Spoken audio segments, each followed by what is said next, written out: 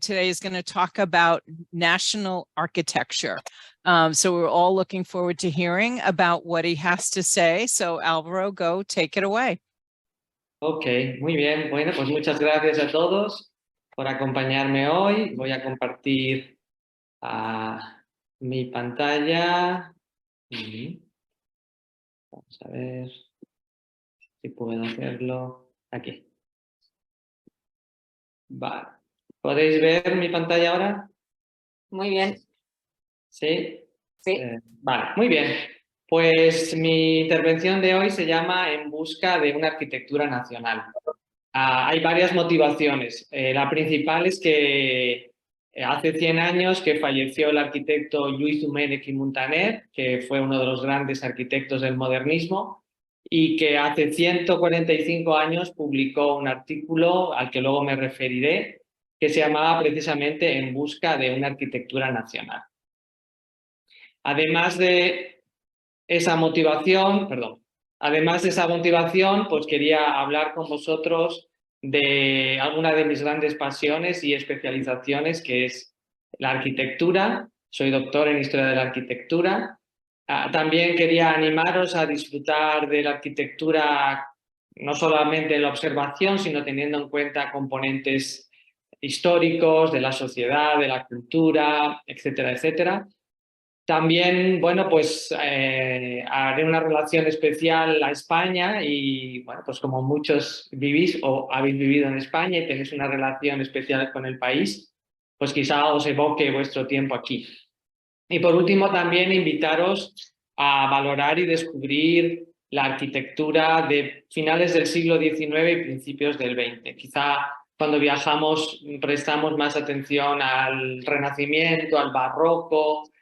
Bueno, pues la arquitectura de finales del XIX y del XX, que es mi especialidad, pues también es de gran interés. Y esto no avanza. Ahora, bien, la estructura, muy rápidamente. Haremos un punto de partida, hablaremos sobre la definición de lo que llamamos arquitectura nacional o nacionalista, el contexto histórico y social, sus características, hablaremos de algunos ejemplos en algunos países. Me voy a centrar sobre todo en países occidentales. Ahora que veo que está Amir, podríamos hablar también de Irán, porque también hay arquitectura nacionalista, pero en otra ocasión será. Y me centraré sobre todo en el caso de España y Latinoamérica. Vale, como punto de partida, unas preguntas, si alguien quiere contestar. Si alguien sabe qué puede ser cuando hablamos de arquitectura, ¿a qué nos referimos cuando hablamos de arquitectura nacional o nacionalista? ¿A alguien se le ocurre algo? ¿Ha estudiado algo?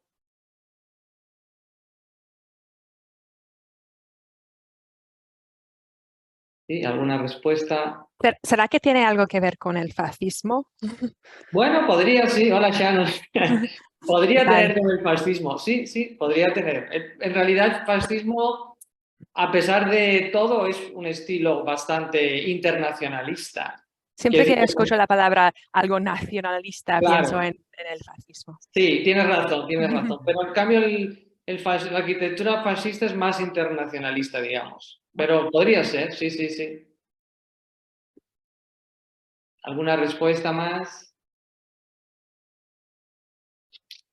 Bueno, pues avanzamos. Para alguna arquitectura que ha nacido en un sitio específico, por ejemplo, como España. Podría ser. Tú eres mucho de un matemático en este tema, pero... No, pero tú sabes mucho de todo. O una arquitectura que quiere resaltar y enfatizar las características de una determinada nación. Exacto, muy bien. Exacto. Una que quiere recuperar, ¿no?, una arquitectura o quiere crear una arquitectura propia de un país. Muy bien. ¿Y alguien conoce algún ejemplo? Bueno, siendo de Barcelona, sí, claro. Bueno, Barcelona tiene mucho, claro, que explicar en este tema, sí, sí. Y además iniciamos hablando de Lluís Domènech i Muntaner, así que es una persona importante. ¿Alguien más? Bueno, pues continuamos. Tal vez diría por ejemplo, la construcción de la ciudad de Brasilia, en Brasil, que está en forma de avión, que hicieron todo un grande esfuerzo de coordinar los edificios y todo eso y crear un estilo brasileño. Sí, pues tienes razón, sí, más avanzado el siglo XX. Sí, bueno, yo me ocupo de un periodo un poco anterior, lo que llamamos arquitectura nacional o nacionalista. Es una arquitectura que se desarrolla principalmente en el siglo XIX y en el primer tercio del siglo XX. El contexto histórico, bueno, pues es una época relacionada con el romanticismo y por lo tanto con una recuperación o una mirada atrás hacia el pasado. También es un momento en el que la historia como materia empieza a estructurarse y a convertirse en un objeto de ciencia, podemos decir, o de clasificación o de estudio. También tiene mucho que ver con el resurgimiento o el surgimiento de sentimientos nacionales, por aquello de que debido a las revoluciones, las personas que viven en un territorio son animadas a tener un sentimiento de compartir, más allá de la fidelidad a un rey que podía existir antes, es sustituido por un sentimiento de amor a la patria que anteriormente no existía. También no solamente se clasificó la historia en aquel tiempo, sino también la literatura. Entonces hay una visión también hacia los autores más señeros de cada idioma. Además, es el momento también de creación de las lenguas nacionales o de la imposición de una lengua por encima de las demás en muchos de los países europeos y por lo tanto la literatura arraigada y relacionada con esa lengua prioritaria también tuvo su interés. Y también los personajes históricos o los momentos históricos que se destacaban como más importantes o más sobresalientes o personajes de la historia. Bien, por lo que refiere al contexto social y económico, estamos en la revolución industrial, en algunos países antes, en algunos países después, un importante desarrollo económico, por lo tanto, también un importante desarrollo urbano. Os he puesto aquí un plano del ensanche de Madrid, porque todos conocéis el ensanche de Barcelona, pero Madrid también tenía un plan de ensanche. Entonces, también es una época de la sociedad burguesa y por lo tanto es una época en la que se elevan edificios representativos y también por eso se busca una arquitectura nacional. Aunque hay arquitectura nacional o nacionalista en viviendas privadas, es mucho más frecuente en edificios representativos de la ciudad, de esa ciudad burguesa. Y también en las nuevas tipologías que aparecían, como las estaciones de ferrocarril, por ejemplo. También es una época de colonización en África, sobre todo, y por lo tanto eso aportó muchísimo dinero a gran parte de los países europeos para embarcarse en transformaciones urbanas de calado. Bien, por lo que se refiere a las características muy generales, bueno, pues generalmente se elige el estilo o aquellos estilos que se consideran más representativos de ese país. Puede ser un periodo histórico, por ejemplo, el nacimiento del país, o muchos de estos son mitos, digamos, ¿no? La historia es una invención, por lo tanto, la arquitectura que ensalza esa nación, la historia de esa nación también es una convención, digamos. Entonces, un momento de nacimiento, de surgimiento, una época de esplendor, algún tipo de singularidad, por ejemplo, la casa rural.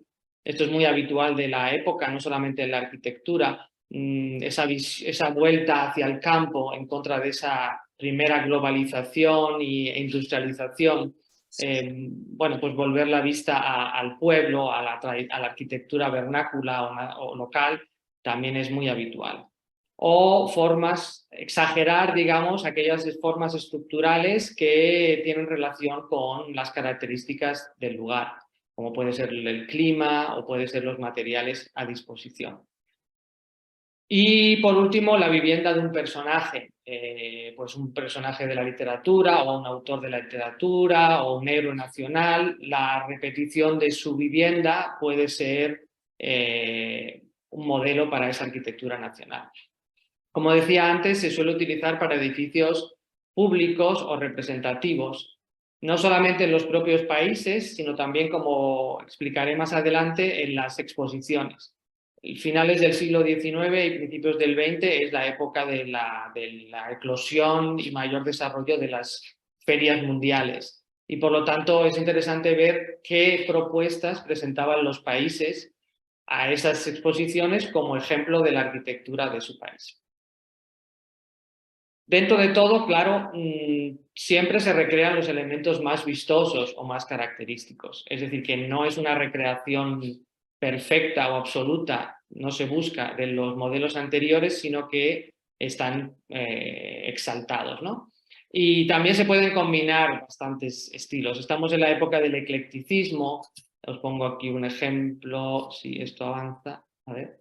No, bueno, no sé dónde está. Una foto de un edificio ecléctico que es un poco una mezcla de muchos estilos y por lo tanto, digamos que antes, ¿no?, la clasificación hay románico, gótico, renacimiento, barroco. En esta época del eclecticismo puede haber un poco de todo. Y también se pueden utilizar diversos estilos para diversas tipologías.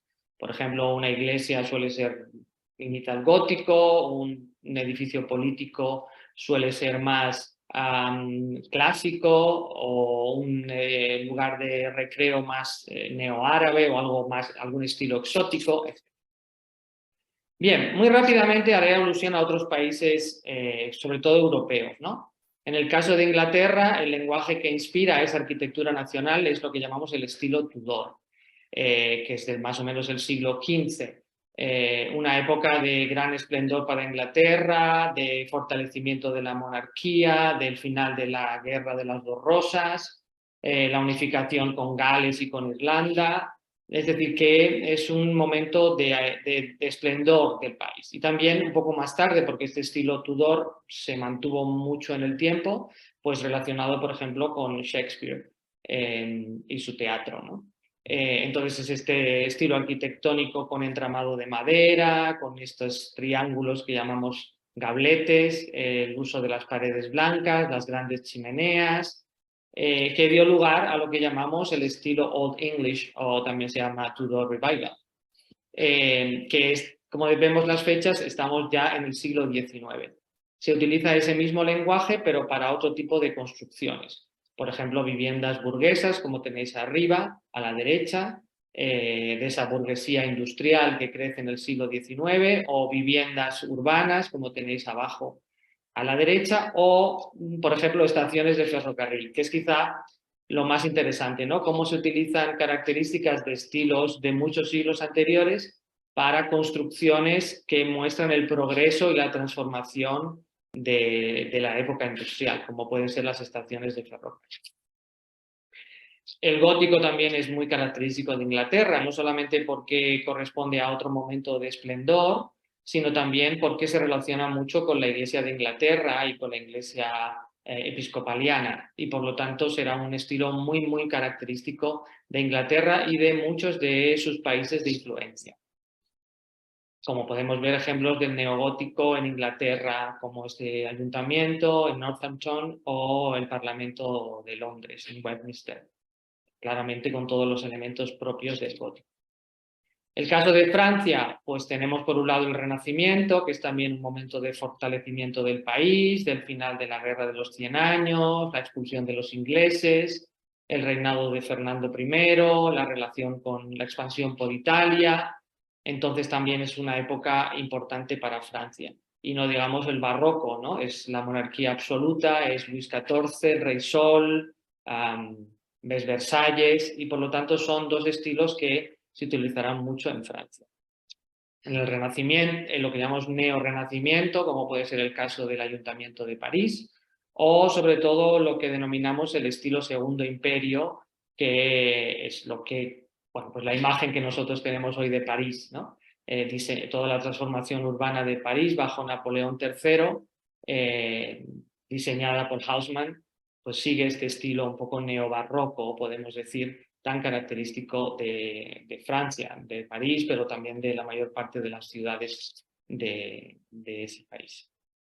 Bien, y termino hablando de Europa, de Italia, donde tenemos por un lado estilos medievales, el románico o el gótico, también momentos de desarrollo económico y social en el país, las grandes ciudades toscanas o de la llanura padana que empiezan a fortalecerse en ese momento, o Venecia con su gran dominio sobre el mar Adriático, y también naturalmente el Renacimiento, que es, podemos decir, el estilo prototípico cuando pensamos en Italia, como este Palacio Rucellai en Florencia. Y eso da lugar, no sé qué pasa aquí, a lo que llamamos, bueno, el neorrenacimiento, como la Galería Vittorio Emanuele en Milán, y lo que llamamos el neorrománico, también tenemos neogótico. Os ponía aquí una iglesia en Milán que recupera esos estilos medievales y, bueno, por curiosidad os ponía esta catedral en Eritrea de la época colonial italiana, que copia en África Oriental, copiando perfectamente bueno, pues una iglesia entre románico y gótico italiano. Y en Estados Unidos, ¿alguien me puede decir? ¿A alguien se le ocurre? Si pensamos en cuál es el estilo nacional o la arquitectura nacional que al final, en el siglo XIX o principios del XX se podría identificar con Estados Unidos.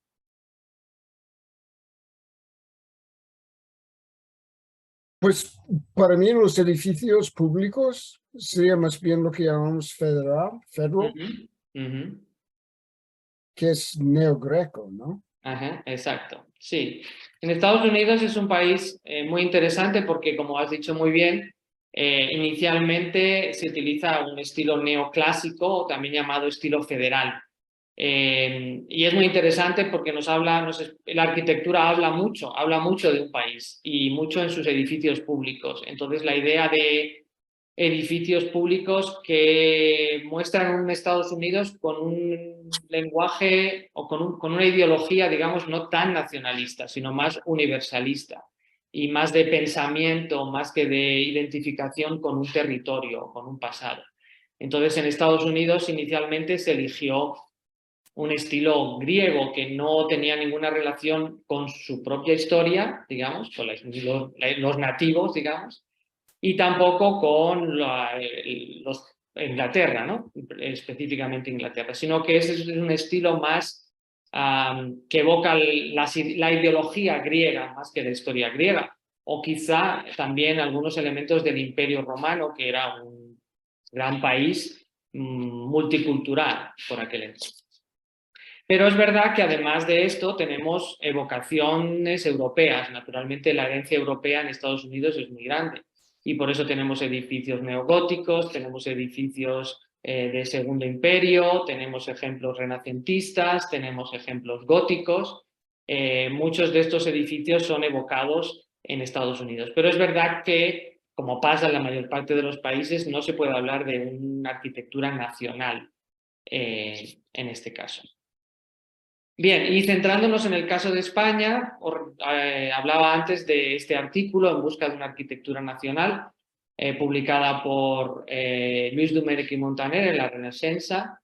Se escribía así en ese momento el nombre de la revista, en el que dice que en el caso de España su diversidad en la historia, en la lengua, en el clima, en las tradiciones, hace imposible la creación de una arquitectura nacional.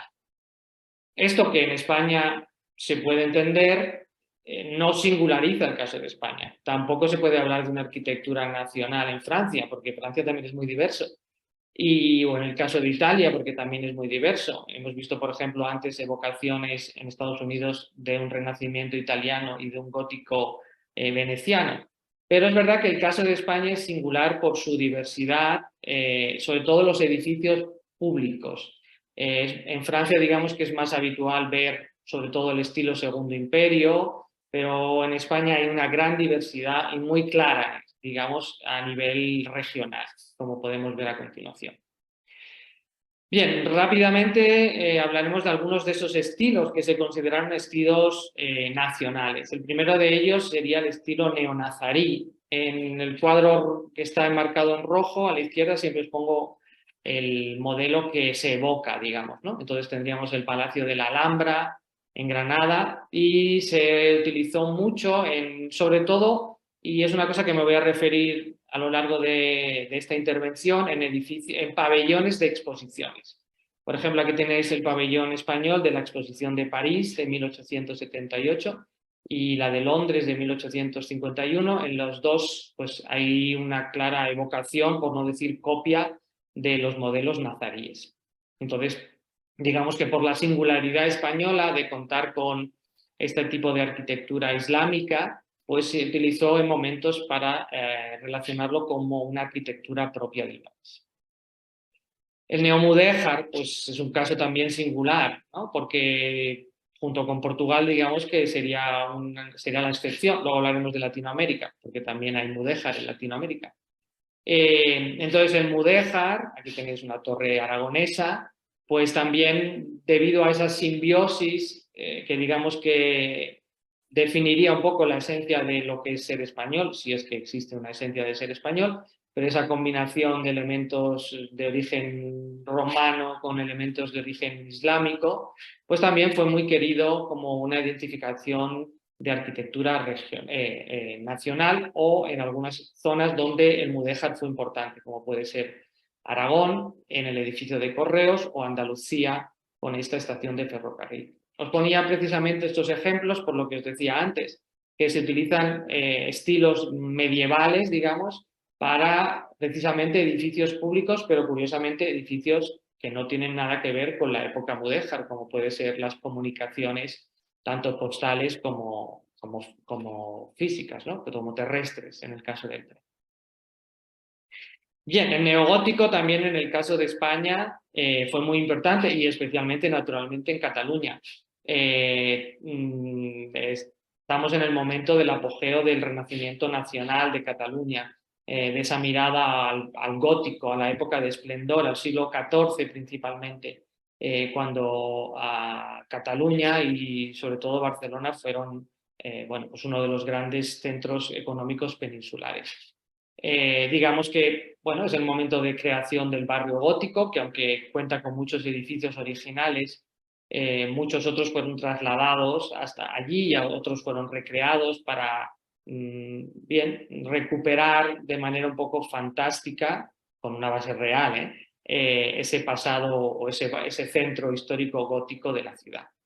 Es el momento también de terminación de la Catedral de Barcelona, un edificio del siglo XIV que había resistido durante muchos siglos sin fachada y que en el año 1882 se finalizó con este proyecto de Josep Oriol Mestres, con un estilo gótico que no cuadra con el gótico catalán, pero bueno, no deja de ser una evocación gótica. Y también no tenemos tiempo para hablar del modernismo, pero el modernismo en muchas de sus características tiene elementos historicistas y principalmente góticos, como vemos aquí en la Casa Manger de Josep Llull i Cadafalch.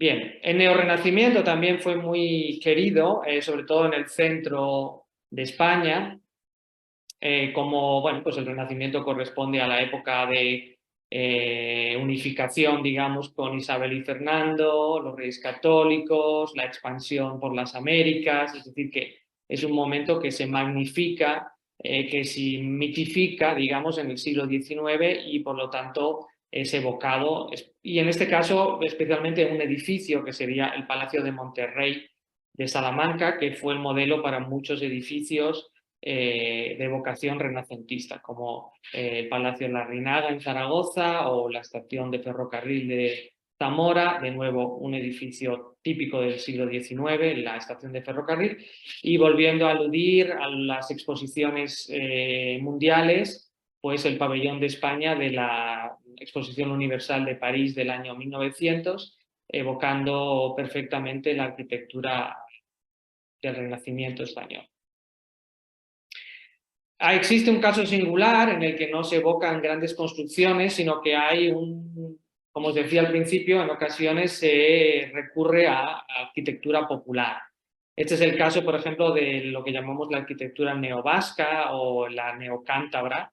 Aquí tenéis un caserío del País Vasco y abajo a la izquierda una calle de Santillana del Mar, en Cantabria, cerca de Santander. Y a la derecha veis claramente esa evocación, en este caso no en construcciones populares, sino en grandes viviendas de burgueses industriales en el País Vasco francés, donde también hay una evocación de la arquitectura vasca, naturalmente, al ser parte del País Vasco histórico, o por ejemplo en Guecho, muy cerca de Bilbao, con este edificio neocántabro, también se llama estilo montañés, puesto que un sinónimo de cántabro sería montañés.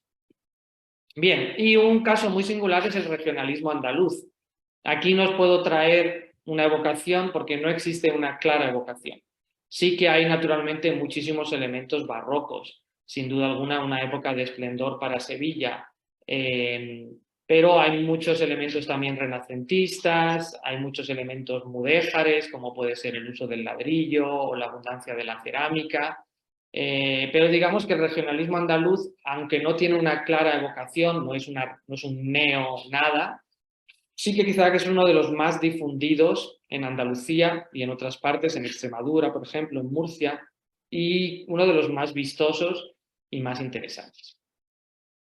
Bien, voy a referirme ahora a una exposición, que es la Exposición Iberoamericana de Sevilla, del año 1929, porque creo que es un buen escaparate de lo que en esa época se consideraba arquitectura nacional. Y sobre todo porque, bueno, aunque yo sé sobre todo de arquitectura española, quiero hablar un poquito de la arquitectura latinoamericana, porque, bueno, pues hablamos español y, claro, el español es patrimonio de los españoles y de los latinoamericanos. Por eso quiero extender un poco mi presentación a Latinoamérica. Bien, en esta exposición iberoamericana tenemos por un lado los pabellones generales, que serían los pabellones de España, ¿no? Del gobierno español, donde vemos pues 3 de los estilos que hemos dicho anteriormente. El pabellón mudéjar, no hay nada más que decir, una evocación, una recreación fantástica de las formas islámicas y mudéjares. El museo arqueológico, que podríamos clasificar como una evocación del estilo isabelino, es decir, de Isabel la Católica, de finales del siglo XV, principios del XVI, a la época del descubrimiento de América, de la expansión por el continente, etcétera, etcétera. Y este estilo, el edificio que tenemos abajo, regionalista andaluz, con una clara evocación barroca. Es decir, que en estos 3 edificios que representarían a España, se eligió 3 de los estilos que hemos visto anteriormente, que representan 3 momentos de apogeo de nuestro país. También había pabellones regionales en esta exposición. Como hemos dicho antes, Lluís Domènech i Muntaner decía, pues no hay una arquitectura nacional, por lo tanto hay una arquitectura regional. Y hay soluciones diversas. En el caso de Castilla la Vieja, lo que se hizo fue una mezcla un poco extraña de edificios que existían realmente, como puede ser la cúpula, la Torre del Gallo de la Catedral de Salamanca, la puerta del Hospital del Rey de Burgos, etcétera, etcétera.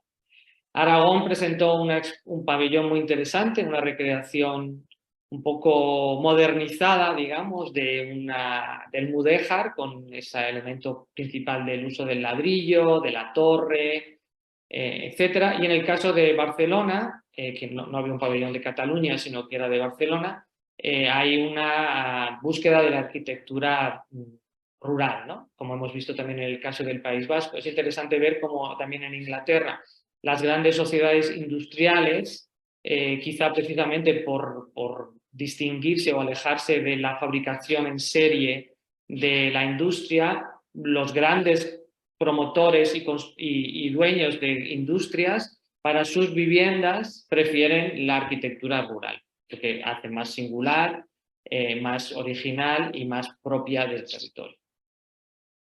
Bien, entonces, como digo, volveré luego a la exposición. Me voy a referir entonces a la arquitectura nacional o nacionalista en Latinoamérica en ese ámbito, ¿no? En ese tiempo de finales del XIX y principios del siglo XX. En el caso de Brasilia, que decía Shannon, también es muy interesante, pero abarca otro momento diferente del que yo me ocupo en este momento. Bien, tenemos que decir que en Latinoamérica inicialmente, al principio del siglo XX, sigamos que se siguen los estilos habituales en Europa en ese momento, como puede ser el neoclásico o el estilo Segundo Imperio que hemos visto en el caso de Francia. Bien, el neoclásico es una continuación, digamos, de la arquitectura colonial latinoamericana. Igual que en Europa evolucionaban los estilos, en Latinoamérica evolucionaban los estilos. En el caso del Segundo Imperio, aunque no se puede ver una relación nacional o identitaria con Francia, sí podemos decir que el Segundo Imperio mostraba, bueno, pues París se convirtió en un escaparate, en un modelo en el mundo occidental de riqueza, de esplendor, de glamour, y por eso muchos edificios públicos de diferentes países latinoamericanos utilizaron ese estilo Segundo Imperio para los grandes edificios públicos. Bien, sin embargo, a la hora esto mismo lo vemos en los pabellones de los países latinoamericanos en las exposiciones de París del año 1889, del año 1900, en los que vemos que utilizan un lenguaje que nunca identificaríamos con esos países, es decir, que no buscaban un estilo nacional para esos primeros pabellones de estas ferias internacionales. En el caso de Guatemala casi podemos decir que es llamativo porque estamos casi cerca de un hotel suizo o una construcción de Centro Europa en este pabellón de Guatemala. En el resto, digamos que concuerdan con los estilos eclécticos que en ese momento dominaban el panorama europeo y norteamericano.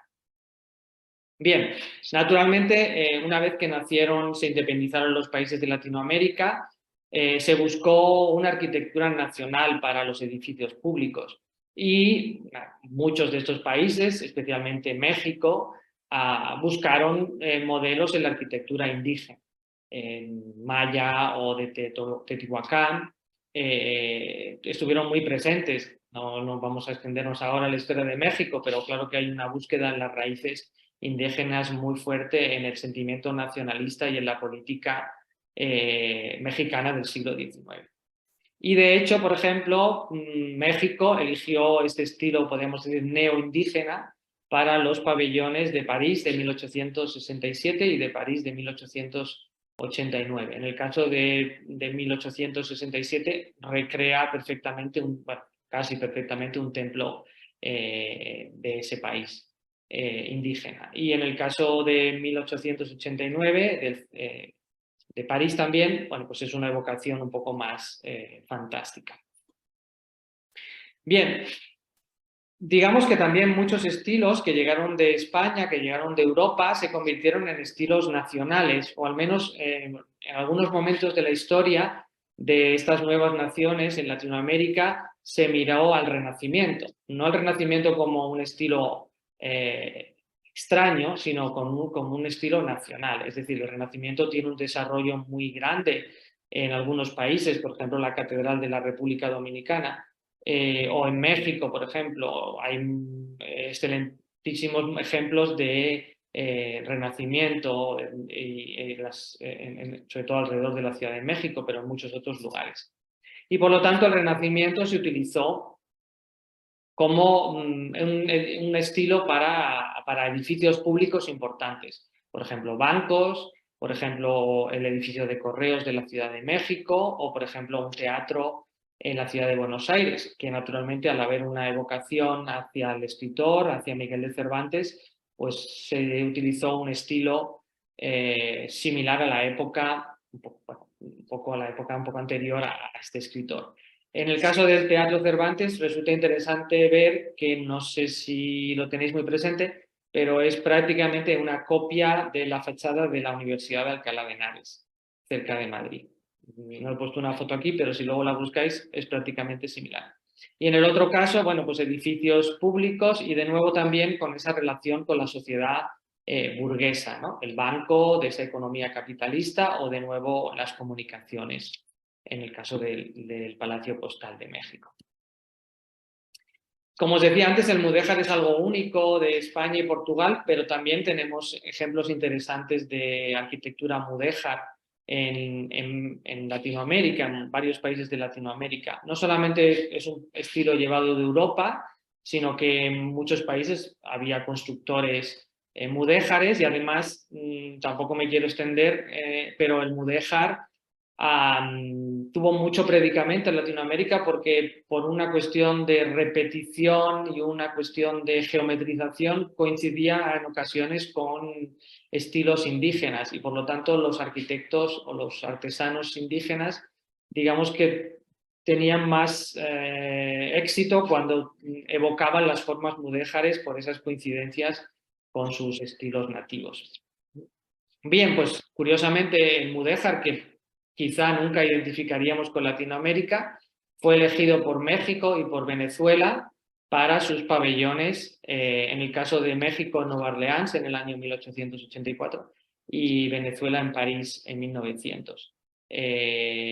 Bien, pues como estilo representativo de México o Venezuela, a lo mejor nunca pensaríamos que eligieran esto, pero sin embargo estos países, como pabellones que representaban a estas naciones, eligieron el mudéjar. El barroco, naturalmente, es muy importante en Latinoamérica.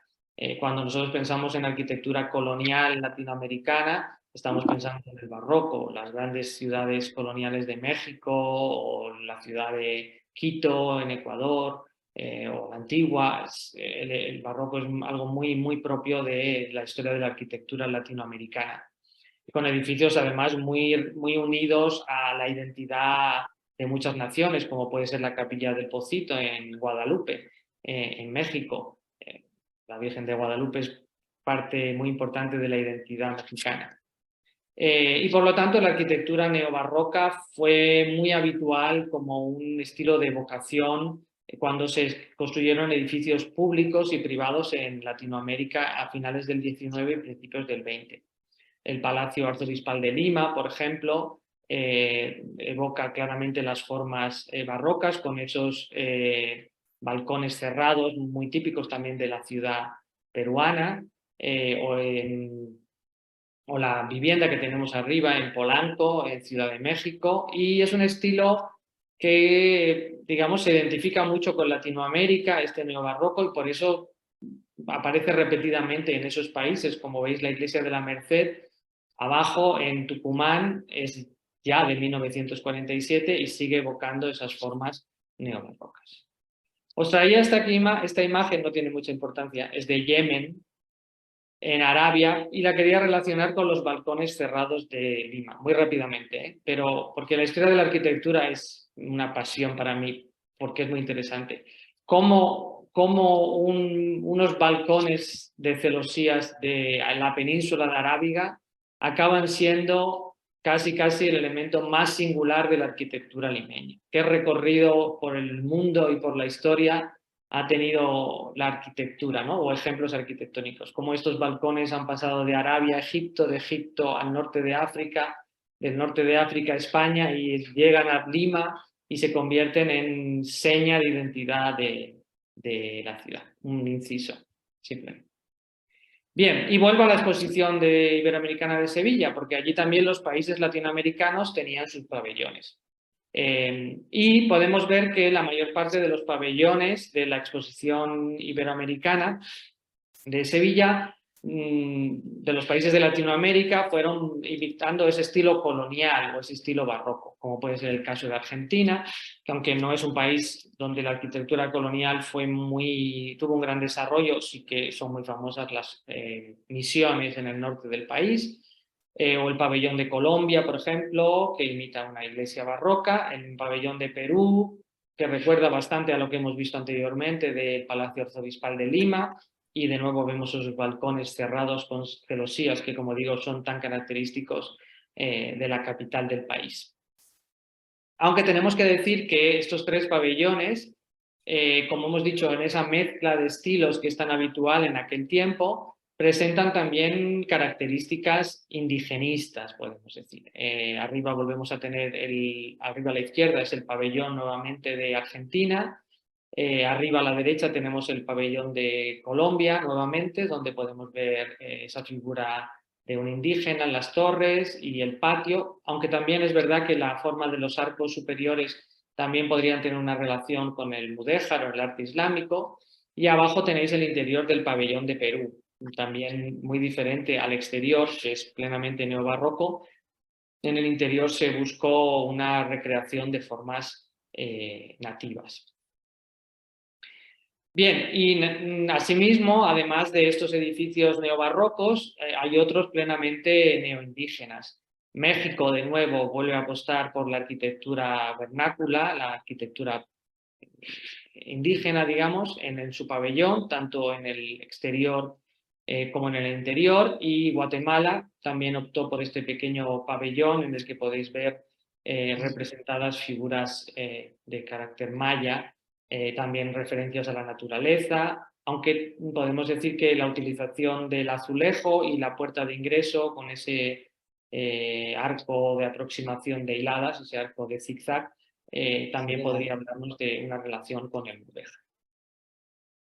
Bien, y voy a acabar con el pabellón de los Estados Unidos en la exposición iberoamericana, porque Estados Unidos también presentó un pabellón en esa exposición. A la derecha tenéis el pabellón de Estados Unidos en 1900 en París, donde continúa un poco con ese estilo federal que decíamos al principio, un poco grandilocuente, un poco de vocación greco-romana, pero sin embargo para el pabellón de Estados Unidos en Sevilla en 1929 se eligió un poco una evocación neorrenacentista, podemos decir, que bueno, resulta singular y quizá no imaginaríamos que Estados Unidos eligiera este estilo para representar al país. Aunque es verdad que en Estados Unidos, como muchos de vosotros sabéis, existe arquitectura colonial y por lo tanto existe una arquitectura barroca en el sur y en California, bueno, que en cierta manera también podríamos decir que ha dado lugar a un estilo en Estados Unidos, que es lo que llamamos el Mission Revival Architecture, que es muy propio, no sé si podríamos decir nacional, pero sí muy identitario y muy identificado con algunas zonas del país. Aquí tenéis, por ejemplo, bueno, pues en la Universidad de Stanford o en San Diego o también en Arizona, algunos ejemplos de esta arquitectura Mission Revival que puede ser claramente muy identificado con esos lugares, ¿no? Vemos estos edificios en Estados Unidos y rápidamente pensamos en estados del sur o especialmente en el caso de California. Y bueno, yo soy profesor y quisiera terminar pues mandando deberes, porque no, como dijo un profesor, yo aprendí de un profesor mío hace muchos años, no hay clase perfecta sin deberes. Entonces, os animo a que cuando viajéis por el mundo y cuando viajéis por Estados Unidos, disfrutéis de la arquitectura de finales del siglo XIX y principios del XX. Yo me enfado mucho cuando mis alumnos me dicen, en Estados Unidos no hay nada arquitectónicamente interesante. Estados Unidos es un país muy joven. Bueno, pues yo os quiero decir que de arquitectura de finales del 19 y principios del 20, Estados Unidos es uno de los países con la arquitectura más interesante, más rica y más variada. Así que os animo a explorar Estados Unidos, cualquier lugar que visitéis, disfrutando de la arquitectura de cualquier época, pero bueno, mi especialidad es esta y por eso os animo a descubrir este periodo. Me podéis compartir vuestras fotos, vuestros descubrimientos. Abajo a la derecha tenéis mi correo y mi cuenta de Instagram.